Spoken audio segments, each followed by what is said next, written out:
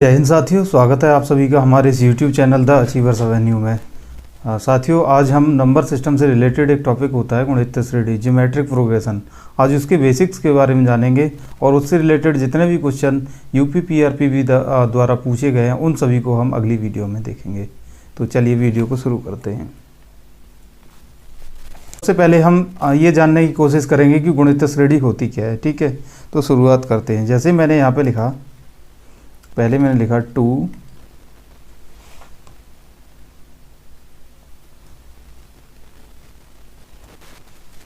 तो जैसे मैंने यहाँ पे लिखा 2 4 6 8 10 12 14 16 ऐसे। ठीक है, अब मैंने दूसरी एक प्रोग्रेशन लिखी, दूसरा एक सीरीज लिखी 2 4 8 16 32 64 128 इस तरह से। अब देखते हैं इन दोनों में अंतर क्या है। तो यहाँ पे जो प्रत्येक अगला पद है उसे हम पिछले पद में 2 जोड़ देंगे तो अगला पद हमें मिलता चला जाएगा। जैसे मैं 2 में 2 जोड़ूंगा 4 मिल जाएगा, 4 में 2 जोड़ूंगा 6 मिल जाएगा, 6 में 2 जोड़ूंगा 8 मिल जाएगा, 8 में 2 जोड़ूंगा 10 मिल जाएगा, 10 में 2 जोड़ूंगा 12 मिल जाएगा, 12 में 2 जोड़ूंगा 14, 14 में 2 जोड़ूंगा 16। इसी तरह से हमें आगे मिलते चले जाएंगे। लेकिन अगर मैं इस श्रेणी की बात करूं, ये जो नीचे श्रेणी लिखी है, तो अगर मैं इसमें 2 में 2 जोड़ूंगा तो मुझे 4 मिल जाएगा, लेकिन 4 में मैं अगर 2 जोड़ूंगा तो मुझे जो है 8 नहीं मिलेगा। ठीक है, तो यहाँ पे जो वो है, क्या नाम है, संबंध है, वो जोड़ का नहीं है इन दोनों पदों में। ये जो हमारी श्रेणी है इसके प्रत्येक 2 पदों में जोड़ का संबंध नहीं है बल्कि गुणा का संबंध है, इसीलिए हम इसे गुणोत्तर श्रेणी कहते हैं। ठीक है, जो हमारी समानांतर श्रेणी होती है, जैसे ये वाली श्रेणी हमने लिखी, ये वाली, ये समानांतर श्रेणी है। समानांतर श्रेणी में जोड़ का संबंध होता है। जो हमारी गुणोत्तर श्रेणी होती है उसमें गुणा का संबंध होता है। तो मैं अगर 2 में 2 का गुणा करूं तो मुझे 4 मिल जाएगा, 4 में मैं अगर 2 का गुणा करूं तो 8 मिल जाएगा, 8 में 2 का गुणा करूं तो 16 मिल जाएगा, 16 में 2 का गुणा करूं 32 मिल जाएगा, 32 में 2 का गुणा करूं 64 मिल जाएगा, 64 में 2 का गुणा करूं 128 मिल जाएगा। इसी तरह से मैं अगर 2 का गुणा करता चला जाऊं तो इस श्रेणी का मुझे अगला पद मिलता चला जाएगा। ठीक है, तो इस प्रकार की जो श्रेणी है, ये जो नीचे मैंने लिखी है, इस प्रकार की जो श्रेणी है उसे कहते हैं गुणोत्तर श्रेणी। इस प्रकार की श्रेणी को हम क्या कहते हैं, गुणोत्तर श्रेणी। ऐसी श्रेणी जिसमें प्रत्येक 2 पदों में, यानी कि उसका अगर हमें अगला पद प्राप्त करना है तो पिछले पद में किसी निश्चित संख्या का अगर हम गुणा कर देंगे तो अगला पद हमें मिलता चला जाएगा। जैसे मैंने लिखा यहाँ पे एक श्रेणी 2, फिर उसके बाद लिखा मैंने 10, फिर उसके बाद लिखा मैंने 50, उसके बाद मैंने लिखा 250, उसके बाद मैंने लिखा 1250।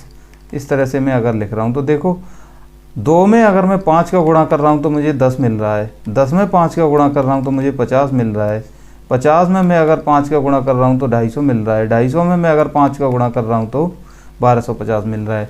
यानी कि प्रत्येक पिछले पद में अगर मैं 5 का गुणा कर रहा हूँ तो मुझे अगला पद जो है मिलता चला जा रहा है।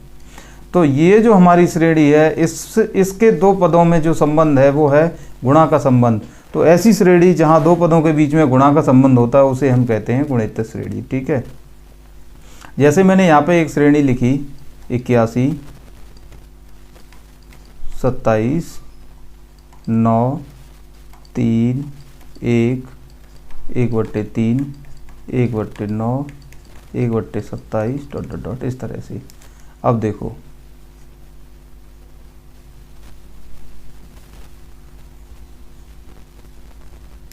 ठीक है, ये जो 81 है इसमें मैं अगर 1/3 का गुणा कर दूं, जैसे मैं यहाँ लिखूंगा 81 गुणा 1/3, तो ये कितना हो जाएगा, 27 मुझे मिल जाएगा। तो हमें 27 मिल जाएगा। अगर 27 में मैं 1/3 का गुणा कर दूं तो मुझे 9 मिल जाएगा, 9 में मैं अगर 1/3 का गुणा करूं तो 3 मिलेगा, 3 में अगर मैं 1/3 का गुणा करूं तो 1 मिलेगा, 1 में 1/3 का गुणा करूं 1/3 मिलेगा, 1/3 में अगर मैं 1/3 का गुणा करूं तो 1/9 मिलेगा, और 1/9 में मैं 1/3 का गुणा करूं तो 1/27 मिलेगा। तो इस तरह से मुझे ये वाली जो श्रेणी प्राप्त हुई है, इस श्रेणी को हम कहेंगे गुणित श्रेणी। क्यों?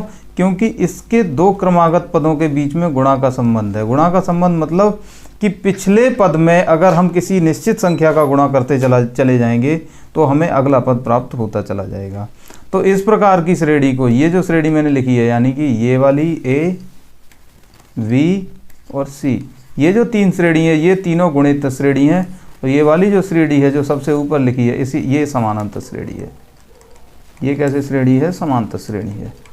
तो अभी आपको गुणित श्रेणी और समांतर श्रेणी में अंतर समझ में आ गया होगा। अब हम गुणित श्रेणी से रिलेटेड कुछ कॉन्सेप्ट्स होते हैं, कुछ टॉपिक होते हैं, उनको डिस्कस करेंगे। तो गुणित श्रेणी का जो मानक रूप होता है वो क्या होता है, सबसे पहले ये देखते हैं। जैसे मैंने यहाँ पे लिखा 2, 6, 18, 54, ठीक है, 162 ... इस तरह से, ठीक है। तो मैं अगर 2 में 3 का गुणा कर दूंगा 6 मिल जाएगा। 6 में अगर मैं 3 का गुणा कर दूंगा तो मुझे 18 मिल जाएगा। 18 में 3 का गुणा कर दूंगा 54 मिल जाएगा। 54 में 3 का गुणा कर दूंगा तो 162 मिल जाएगा, ठीक है, इस तरह से। तो ये जो 2 है, ये इस श्रेणी का प्रथम पद है, पहला पद ए पद है, ठीक है। और जो इन दोनों के बीच में जो अंतर, आर्वानुपात कहते हैं, कॉमन रेशियो। तो अगर मैं इस ए में, यानी कि ये पहले पद में मैंने किसी निश्चित संख्या आर का गुणा कर दिया, किसी निश्चित संख्या आर से मैंने अगर इसमें गुणा कर दिया, पहले पद में, ये पहला पद है, इसमें मैंने किसी निश्चित संख्या आर से गुणा कर दिया तो मुझे दूसरा पद मिल जाएगा। और ये जो दूसरा पद है, इसमें मैंने उसी निश्चित संख्या आर का गुणा कर दिया तो मुझे अगला पद मिल जाएगा। तो ये है हमारा ए आर, और इसमें मैं अगर आर का गुणा करूँगा तो ए आर स्क्वायर हो जाएगा, ठीक है। तो अगला पद हमें मिल जाएगा यहाँ पे ए आर स्क्वायर। अगर ए आर स्क्वायर में मैं फिर से आर का गुणा कर दूंगा तो आप कहोगे हमें ए आर क्यूब मिल जाएगा। ए आर क्यूब में अगर हम फिर से आर का गुणा कर देंगे तो A are to the power 4 मिल जाएगा। और इसमें मैं अगर फिर से आर का गुणा कर दूंगा तो हमें मिल जाएगा आर टू द पावर 5, ठीक है।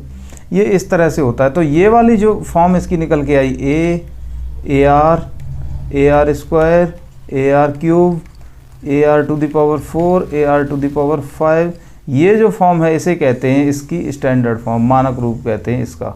गुणित श्रेणी का मानक रूप है ये, ठीक है। अब जब ये समझ में आ गया तो हम थोड़ी सी चीज़ें आगे समझते हैं। जैसे सार्वानुपात क्या होता है? सार्वानुपात, जिसे हम कॉमन रेशियो कहते हैं। ये जो सार्वानुपात होता है, सार्वानुपात जिसे हम इंग्लिश में कॉमन रेशियो कहते हैं, इसे आर से डिनोट करते हैं, ठीक है। और इसे निकालने के लिए हम क्या करते हैं, एनवां पद डिवाइडेड बाई n माइनस 1वां पद। बात को समझो। जैसे मैंने लिखा, हमारी जो गुणित श्रेणी है वो A are square, A R cube, A R to the power 4, A R to the power 5 ... इस तरह से। अब ये जो इसका प्रत्येक अगला पद मिलता जा रहा है वो हमें पिछले पद में आर का गुणा करने पर मिल रहा है। पिछले पद में आर का हम गुणा करते जा रहे हैं, हमें अगला पद मिलता जा रहा है, ठीक है, इस तरह से। तो ये जो आर है, जिस हमने क्या देखा था अभी कि जो हमारी गुणित श्रेणी होती है उसका प्रत्येक अगला पद पिछले पद में किसी निश्चित संख्या का गुणा करके प्राप्त होता है। तो वो जो निश्चित संख्या जिसका गुणा करके हम अगला पद प्राप्त कर रहे हैं, जैसे इसमें आर का गुणा करके हमें ये वाला मिल जाएगा, इसमें आर का गुणा करेंगे ये मिल जाएगा। तो ये वाली जो संख्या जिसका गुणा करके हमें अगला पद मिल रहा है, उस संख्या को कहते हैं सार्वानुपात। उसे कहते हैं सार्वानुपात, या इंग्लिश में कहते हैं कॉमन रेशियो। तो इसे निकालने के लिए हम क्या करते हैं, एनवां पद डिवाइडेड बाई n माइनस 1वां पद। मतलब n को आप कोई भी संख्या मान सकते हो, कोई भी संख्या, यानी कि n को अगर मैंने 5 मान लिया तो 5वां पद बट्टे n माइनस 1वां, मतलब कि चौथा पद।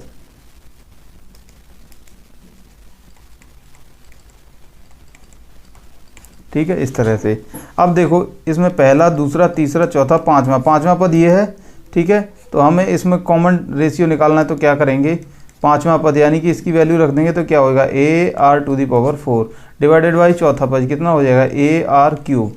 ए से ए कट जाएगा, आर की 3 घात से आर की 4 घात कट जाएगी, मतलब कि अगर मैं इससे काटूं तो ये इतना रह जाएगा, क्या बचेगा, आर।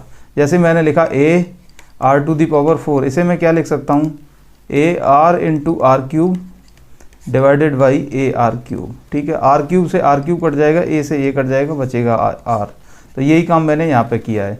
तो सारवानुपात बराबर होता है एनवां पद बट्टे एन माइनस वनवां पद, यानी कि जो भी पद दिया है उसमें उससे पिछले पद का हम भाग दे दें तो हमें सारवानुपात प्राप्त हो जाता है। यहाँ तक किसी को कोई समस्या तकलीफ परेशानी नहीं होनी चाहिए। ठीक है, ठीक है। एनवां पद क्या होता है, एनवां पद निकालते कैसे हैं इसमें, ठीक है, तो देखते हैं। ये जो हमारी गुणित श्रेणी है वो है, मान लो a are square, A R cube, A R to the power 4, A R to the power 5 dot dot dot, इस तरह से। ठीक है, अब मैं यहाँ पे कुछ लिख रहा हूँ, ध्यान से देखना। ये जो ए है हमारा, ये है पहला पद, ये पहला है, ये है दूसरा पद, ये है तीसरा पद, ये है चौथा पद, और ये है पांचवा पद, और ये है छठा पद। ठीक है, अब ध्यान से देखना। ये जो पहला पद है इसे मैं ए लिख सकता हूँ, है ना। और ये जो दूसरा पद है इसे मैं ए गुणा आर लिख सकता हूँ। ये जो तीसरा पद है इसे मैं ए गुणा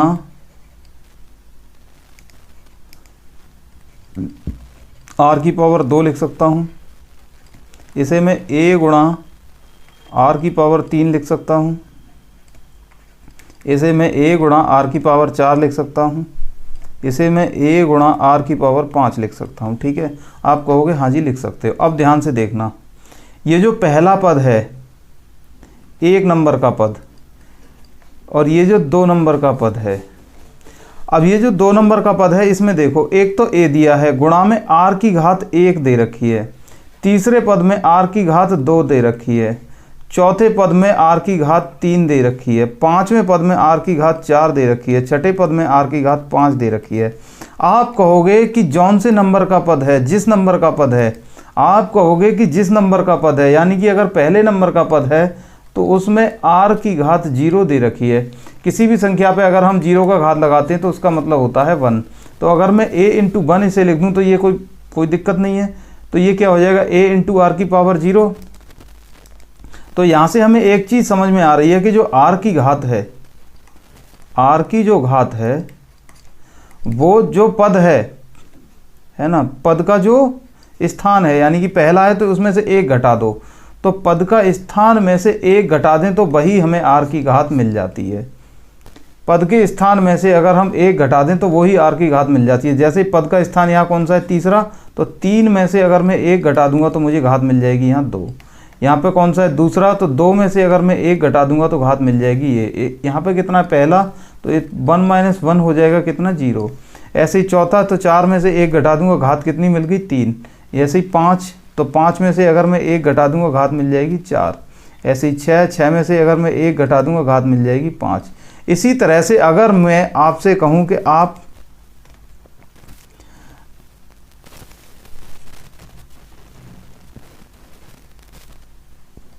इसी तरह से मैं अगर आपसे पूछूं कि आपको nवां पद निकालना है, आपको निकालना है nवां पद, तो आप कहोगे कि उसमें a तो रहेगा ही रहेगा, गुणा r की पावर हो जाएगी n-1। उसमें r की पावर कितनी हो जाएगी, n-1। क्यों, क्योंकि जो जिस स्थान का पद होता है उसमें से 1 घटा के r की पावर लगा देते हैं। ठीक है, तो यहाँ पे हमारा सूत्र निकल के आ गया, nवां पद बराबर a into R to the power n-1।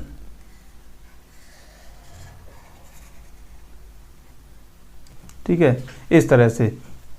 तो इस सूत्र को हम ध्यान रखेंगे क्योंकि ये हमारा काफ़ी सारे क्वेश्चंस में यूज होने वाला है।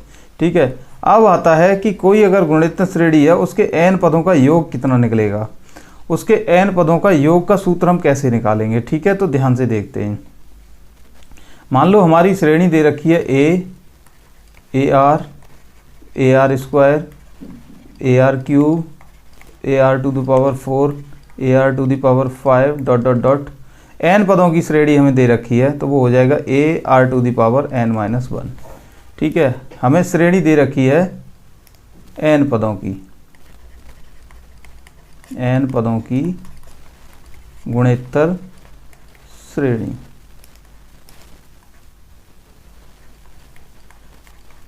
ठीक है, तो अब देखो अगर हमें इन सबको जोड़ना है तो हम यहाँ पे एक सिंबल यूज कर रहे हैं, sum of n terms of geometric progression, यानी कि Sn से हम इसको शो कर देते हैं। Sn इक्वल टू यहाँ पे हो जाएगा a, यानी कि इन सबको जोड़ देंगे, a plus AR plus AR square plus AR cube dot dot dot, ये सारे आते जाएंगे, plus a into R to the power n-1। ठीक है, अगर मैं क्या करूं, दोनों पक्षों में इस समीकरण में दोनों तरफ जो है मैं अगर r का गुणा कर दूं, r का क्या कर दूं, गुणा, दोनों तरफ में अगर r का गुणा कर दूंगा तो ये समीकरण मुझे कुछ ऐसा नज़र आएगा, r गुणा Sn बराबर a में r का गुणा हो जाएगा तो हो जाएगा AR प्लस AR में अगर इस AR में अगर r का गुणा होगा तो ये हो जाएगा AR स्क्वायर प्लस इस AR स्क्वायर में r का गुणा होगा तो ये हो जाएगा AR क्यूब प्लस अगर मैं इसमें करूँगा तो मुझे मिल जाएगा AR4 डॉट डॉट डॉट, इस तरह से। ठीक है, तो जो एंड में हमें ये AR इंटू n-1 है, जैसे ये देखो AR की पावर है n-1, अगर मैं इसमें r का गुणा करूँगा तो ये मिल जाएगा मुझे, जैसे ये देखो, अगर आप लोगों को पता है तो ठीक है, नहीं तो यहाँ पे थोड़ा सा समझो, ये घात वाला मैं कॉन्सेप्ट बता रहा हूँ आपको। जैसे मैंने घात लिखी है x की पावर -22, तो इसका मतलब होता है कि जो माइनस वाली घात है वो नीचे चली जाती है, 1/x की पावर y, ये होता है इसका मतलब। ठीक है, जब अगर ये बात आपको समझ में आ गई तो ये वाली चीज़ देखो, अब ये वाली, तो ये a into R to the power n-1 लिखा हुआ है। ठीक है, तो हम इसको लिख सकते हैं a इंटू R की power n divided by R की पावर 1 नीचे। अब इनटू में हमें यहाँ पे हमने क्या किया, R का गुणा किया है, तो हम यहाँ पे R का गुणा कर देते हैं, तो इस R से ये वाला R कट जाएगा, हमें मिलेगा क्या, a into R to the power n। ठीक है, तो अगर मैं इसमें a into R to the power n-1 में अगर मैं R का गुणा करूँगा तो मुझे मिल जाएगा a into R to the power n। ठीक है, तो मैंने ये वाली बात यहाँ पे आपको क्लियर कर दी, इसमें किसी को कोई कन्फ्यूजन नहीं होना चाहिए।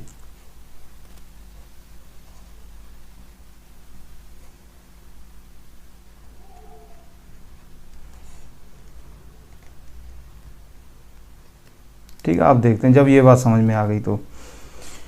ठीक है, मैं इस वाली पहली इक्वेशन में से इस दूसरी इक्वेशन को मैं घटा रहा हूँ, तो ये माइनस का चिन्ह हो जाएगा प्लस का चिन्ह, और ये भी माइनस हो जाएगा, ये माइनस हो जाएगा, ये माइनस हो जाएगा, ये माइनस हो जाएगा, सारे माइनस होते चले जाएंगे। ठीक है, अब देखो इस AR से ये वाला AR कट जाएगा, अगर मैं इनको सॉल्व करूँगा तो इस AR स्क्वायर से ये AR स्क्वायर कट जाएगा, इस AR क्यूब से ये AR4 कट जाएगा, और यहाँ पे AR4 रहा ही होगा, वो इससे इसको काट देगा, और इससे पहले रहा होगा, इस वाले पद से पहले इसमें रहा होगा ये into R to the power n-1, तो इससे ये कट जाएगा। तो रिजल्ट में हमें क्या मिलेगा, Sn-R इंटू Sn बराबर ये वाला a माइनस ये वाला a into R to the power n। आप कहोगे सही बात है। अब इन दोनों पदों में से हम Sn कॉमन ले सकते हैं, तो हमने यहाँ से Sn कॉमन ले लिया, तो यहाँ पे क्या बचेगा 1 माइनस R, और बराबर में इधर हम अगर a कॉमन ले लेंगे तो बचेगा 1 minus R to the power n। ये 1 माइनस R जो है वो इधर गुणा में है, इसको लाएंगे इधर तो भाग में आ जाएगा, तो ये हो जाएगा Sn बराबर a ब्रैकेट में 1 minus R to the power n divided by 1 minus R। यही हमारा n पदों की समानांतर श्रेणी के योग का सूत्र है। हमने देखो Sn यहाँ पे माना था इन सब का योग, इन सब का योग हमने क्या माना था Sn, और Sn का सूत्र हमारा यहाँ पे निकल के आ गया। तो ये सूत्र है हमारा, ये वाला जो सूत्र है n पदों की गुणोत्तर श्रेणी का योग। ठीक है, अब इसको आप नोट डाउन कर सकते हो, पूरा वीडियो को पॉज करके आप इसको नोट डाउन कर सकते हैं। ठीक है, अब ध्यान से देखो,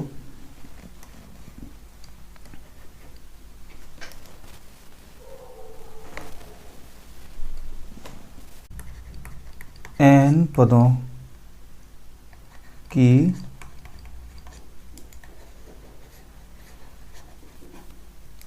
ठीक है, तो n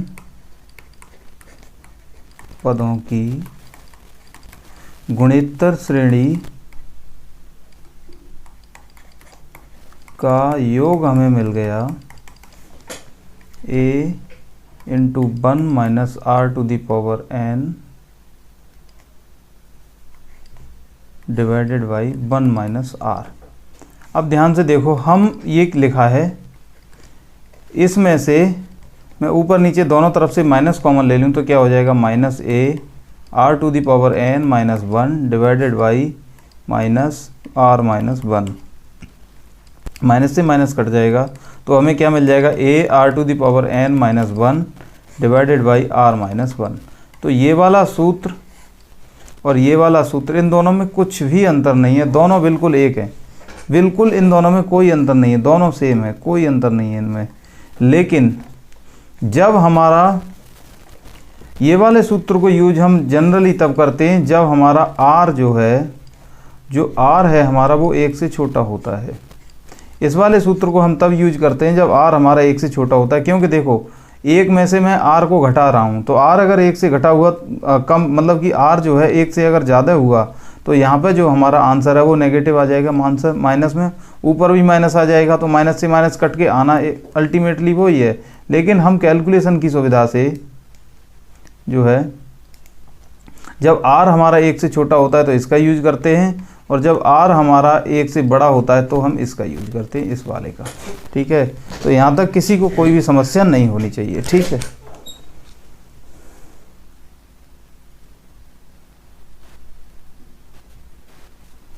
ठीक है, अब देखते हैं आगे अनंत पदों की। अच्छा, एक चीज़ देखो, जैसे मैंने कोई श्रेणी लिखी,